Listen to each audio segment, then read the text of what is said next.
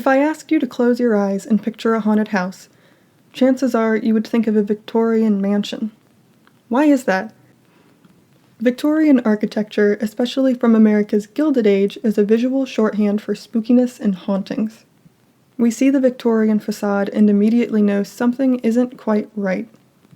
So how did this come to be? I'll explain. My name is Lenore, and I'm the Victorienne.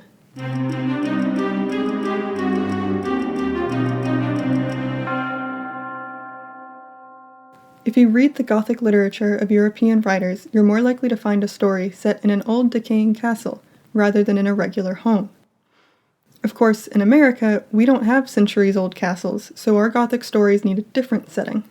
Conveniently, the architecture of the Victorian era was largely inspired by Gothic architecture of the Middle Ages, so American writers didn't need to look far for their castle substitute. There are multiple types of Victorian architecture, like the Queen Anne style or the Romanesque style, but the one most associated with the archetypal haunted house is the Second Empire style. Its signature mansard roof was inspired by French architecture, and it was the design of choice for the nouveau riche of America. This was especially so in the more prosperous northern cities during the Gilded Age that followed the American Civil War. The Second Empire's ornate style was meant to show off wealth, and its Gothic-inspired elements were meant to be impressive and imposing to show that a family was important. This can be seen in the turrets, towers, and balconies that so many of those homes have. While this Victorian architecture was supposed to show off prosperity, it could have a very dark, depressing look to it. Some houses had superstitious, death-related symbolism both inside and out, like decorative urns or carvings of Medusa meant to ward off evil. The house's tall, narrow windows didn't let much light inside, but that was actually preferred. Indoors, the windows were hidden by heavy drapes to block out the sun so it wouldn't damage the expensive, difficult-to-maintain furniture.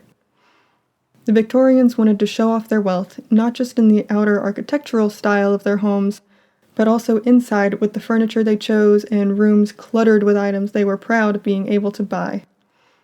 Today's minimalism would have seemed ridiculous to them.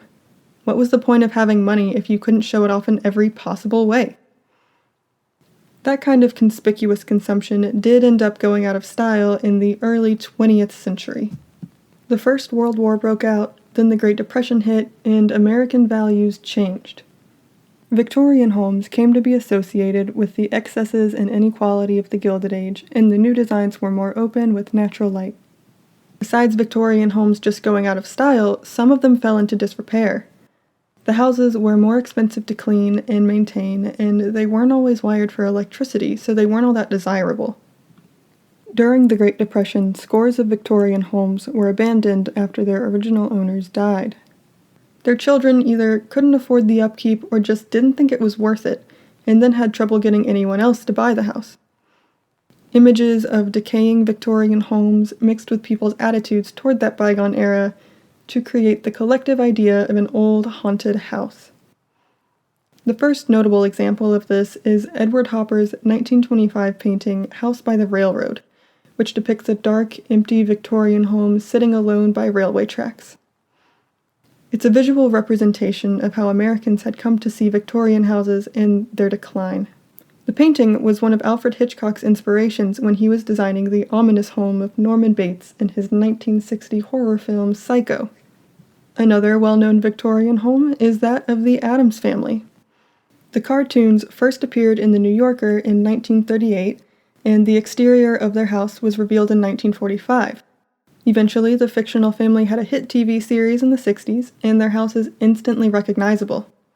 In the Scooby-Doo cartoons, which premiered in 1969, Scooby and the gang frequently investigate old, haunted Victorian homes.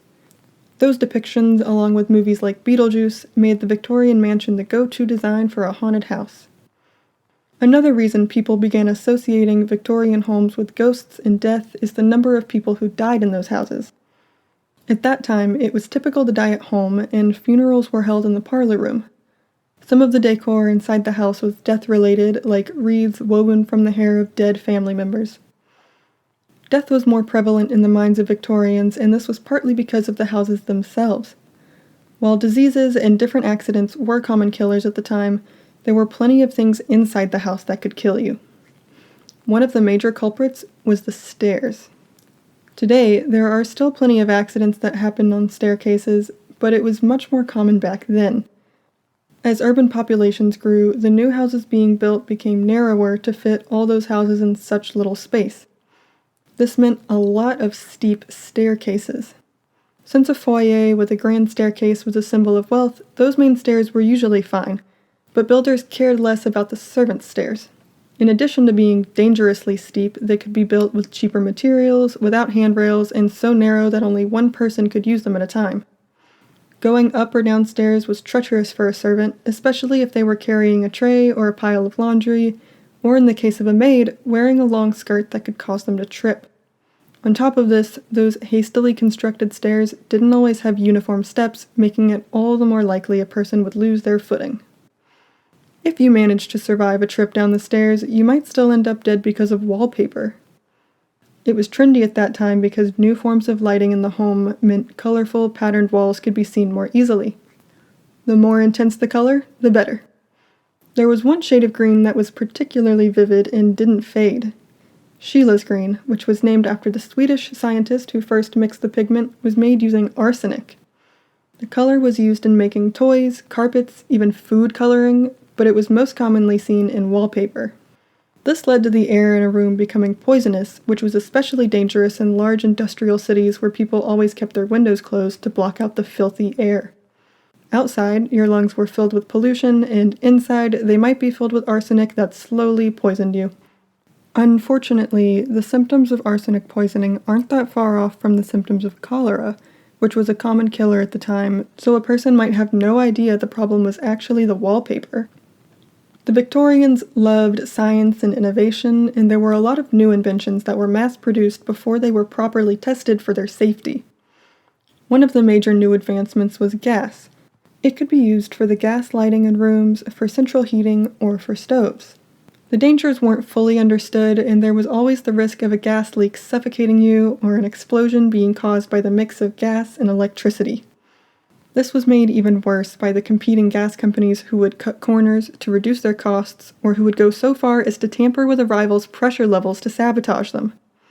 One result of the Victorian interest in science was a new fear: germs. They knew the basics of germ theory, but not much more, and became obsessed with killing germs around the house to protect their families. This meant a lot of dangerous chemicals were being used as cleaning products. The packaging was similar enough to other things that people would sometimes get them mixed up in the pantry, and those chemicals could end up in food or drinks. Another new and dangerously misunderstood innovation was indoor plumbing. The first bathrooms were constructed with inefficient sewer systems. This meant human waste could build up in drains underneath the house.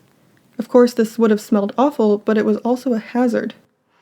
The methane and hydrogen sulfide coming from that waste got caught in the pipes, and those gases happened to be both flammable and explosive. If someone went down to check on a blockage, their only source of light was likely to be an open candle flame, which didn't work out well. Those gases in the pipes could also leak back into the house and create danger upstairs. Another advantage of indoor plumbing was being able to fill a bathtub with water more quickly. Some tubs were equipped with gas heating so you could have a warm bath, but there are reports of people dying after being scalded by bathwater because it wasn't widely known how to safely use this new invention. While the Victorians were obsessed with science and innovation, they were also increasingly interested in the occult. It was during the Victorian era that spiritualist beliefs gained popularity, and more people believed you could communicate with the dead. This meant people, mostly middle and upper class people, were experimenting with things like seances or Ouija boards in their homes.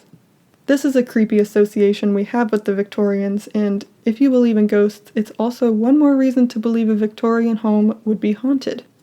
A lot of the people trying to communicate with the dead probably didn't know what they were doing, and opened up all kinds of portals to hell. Even if ghosts don't exist, the spiritualist movement still left its mark on Victorian society and our collective imagination about that morbid generation and their homes. If you'd like to support this podcast, please leave a review on iTunes, and if you're able, consider becoming a Patreon donor. You'll have access to exclusive content and you'll be helping me offset production costs.